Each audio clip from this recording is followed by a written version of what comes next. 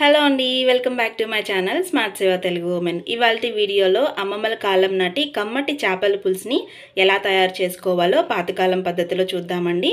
అందుకని ముందుగా ఒక 2 ఉల్లిపాయల్ని చిన్నగా అయితే ముక్కలు కట్ చేసుకుని పెట్టుకోండి. ఒక 2-3 పచ్చిమిరపకాయల్ని కట్ చేసుకోండి. ఇంకా గ్రేవీ కోసం అల్లం, వెల్లుల్లిపాయ, కొంచెం పెద్ద ముక్కలుగా కట్ చేసుకున్న ఉల్లిపాయలు, ఈ మూడింటిని గ్రేవీ కోసం వాడదామండి. నెక్స్ట్ ఫ్రెష్గా వాష్ చేసి పెట్టుకున్న ఫిష్ పీసెస్, పెద్ద నిమ్మకాయ సైజ్ అంతా చింతపండుని ముందుగానే నానబెట్టుకొని పెట్టుకోండి. ఇంకా ఉల్లిబందు, కొత్తిమీర, వీటిని కూడా వాష్ చేసుకొని పెట్టుకున్నానండి. సో ఇప్పుడు గ్రేవీ కోసం ఈ మూడింటిని మిక్స్ చేసుకుందాం. సో పేస్ట్ అయితే రెడీ అయిందండి. ఇప్పుడు ప్రాసెస్లోకి అయితే వెళ్దాం. కొంచెం లోతుగా ఉన్న కళాయిని అయితే తీసుకోండి. కట్ చేసుకున్న ఆనియన్ ముక్కలు, పచ్చిమిర్చి ముక్కలు, అలానే గ్రైండ్ చేసుకున్న అల్లం వెల్లుల్లి ఉల్లిపాయ పేస్టు, ఈ రెండింటిని మిక్స్ చేసుకుందాం. పసుపు, దీన్ని కూడా మిక్స్ చేసుకుందామండి. టేస్ట్కు తగ్గ కారం, ఎక్కువ తినేవాళ్ళు ఎక్కువ వేసుకోవచ్చు, తక్కువ తినేవాళ్ళు తక్కువ ప్రిఫరెన్స్ చేయండి. మేమైతే కొంచెం స్పైసీ ఎక్కువే తింటామండి పులుసు కాబట్టి, సో అందుకు కొంచెం ఎక్కువే కారాన్ని యాడ్ చేసుకుంటున్నాను. దీన్ని కూడా మిక్స్ చేసుకుందాం. ఒకసారి ఆయిల్ వేసుకుందామండి. నేనైతే ఈ గిద్దతో కొలుస్తున్నాను. ఒక 4 గరిటెలు అయితే వేసుకుంటాను దీంతో. సో వీటిని మిక్స్ చేసుకుంటున్నాను మళ్ళీ. అలానే ఇప్పుడు ఉల్లిబందు వేసుకుందామండి. కొద్దిగా కొత్తిమీర కూడా.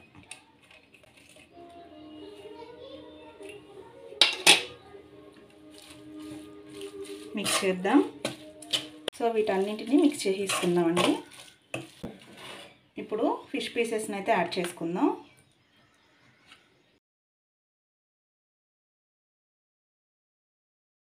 ఈ మొత్తాన్ని కూడా ఫిష్ ముక్కలకి పట్టేలాగా మిక్స్ చేసేద్దాం.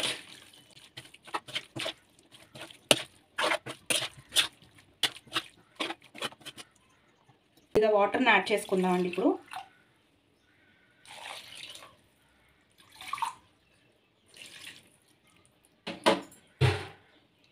మళ్ళీ ఇంకోసారి మిక్స్ చేద్దాం. ఇప్పుడు మనం ఈ టైంలో గరిటెతో తిప్పుకున్నా ఏం కాదండి, ముక్కలు అయితే విడిపోవు. ఎందువల్ల అంటే ఉడకలేదు కదా ఇంకా. సో అందువల్ల మనం గరిటెతో అయినా మిక్స్ చేసుకోవచ్చు, మీరు బై హ్యాండ్తో అయినా చక్కగా మిక్స్ చేసుకోవచ్చు అండి. సో ఇప్పుడు పులుసు అయితే పిండుకుందాం. పులుసు పోసుకుందామండి. ఇప్పుడు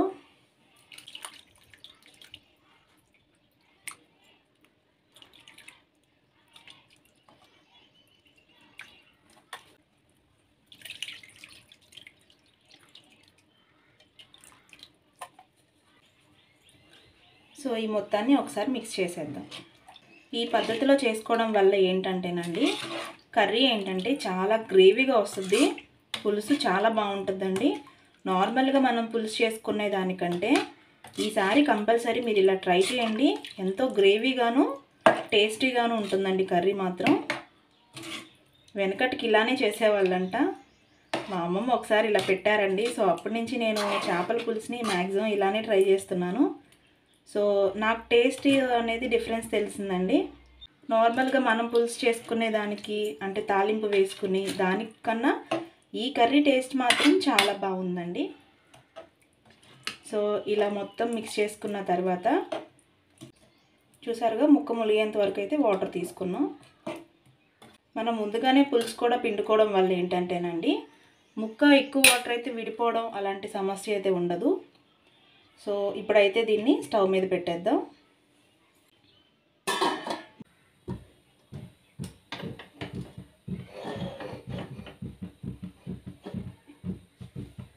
ఈ టైంలో మీరు ఎప్పుడు ఫ్లేమ్ని కూడా హై ఫ్లేమ్ వద్దండి, మీడియం ఫ్లేమ్లోనే కర్రీ మొత్తం అవ్వాలి. లాస్ట్కి వచ్చేసరికి కొంచెం సిమ్ చేసుకోండి. మీడియం పెట్టుకుందామండి.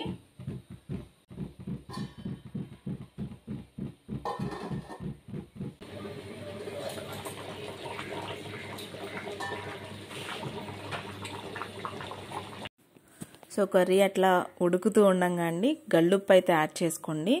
నార్మల్గా మొత్తం మిక్స్ చేసుకున్నప్పుడు కూడా గల్లుప్పు యాడ్ చేసుకోవచ్చు. సో ఇప్పుడైనా యాడ్ చేసుకోండి. కళ్ళుప్పు ఇంకా కొత్తిమీర యాడ్ చేసుకుని ఈ టైంలో మనం అసలు గరిటెని యూజ్ చేయకూడదండి. మనం ఇప్పుడు నేను చూపించిన విధంగా అట్లా చేత్తో అయితే కదుపుకుని తిప్పుకుంటూ ఉండాలంతే. గరిటెని మాత్రం యూజ్ చేయకండి, ఎందుకంటే మొక్కిరిగిపోతుంది. చూస్తున్నారు కదండి, ఎంతో టేస్టీ అయినా పాతకాలం నాటి చేపల పులుసు అయితే రెడీ అయిపోయింది. సో నేను వేరే బౌల్లోకి తీసుకుంటున్నా చూడండి. ఎంత గ్రేవీగా వచ్చిందంటే అంతే టేస్టీ కూడా ఉంటుందండి. నార్మల్ కాకుండా రెగ్యులర్ కర్రీ టైప్ కాకుండా ఇది ఇంకా టేస్టీ అయితే ఉంటుందండి చేపల పులుసు. ఈసారి కంపల్సరీ ట్రై చేసి చూడండి. అలానే మీకు ఎలా ఈ కర్రీ వచ్చిందో నాకు కామెంట్స్లో తెలియచేయండి. రెండిటికి అంటే నార్మల్గా వండుకునే కర్రీకి ఈ పద్ధతిలో చేసిన కర్రీకి డిఫరెన్స్ మీకు తెలిసిందా లేదో నాకైతే కామెంట్ చేయండి. సో చూస్తున్నారు కదండి, నేను వేరే బౌల్లోకి వేసుకుంటున్నా కూడా ముక్క అయితే విరగలేదు. గ్రేవీ కూడా ఎక్కువ కన్సిస్టెన్సీలో ఉంది కదా. సో ఈ వీడియో కనుక నచ్చితే మీకు ఒక చిన్న లైక్ ఇవ్వడం మాత్రం మర్చిపోకండి. అలానే ఫస్ట్ టైం ఎవరన్నా మన ఛానల్ చూసిన వాళ్ళైతే సబ్స్క్రైబ్ చేసుకోవడం మర్చిపోవద్దు. ఇంకోసారి మరో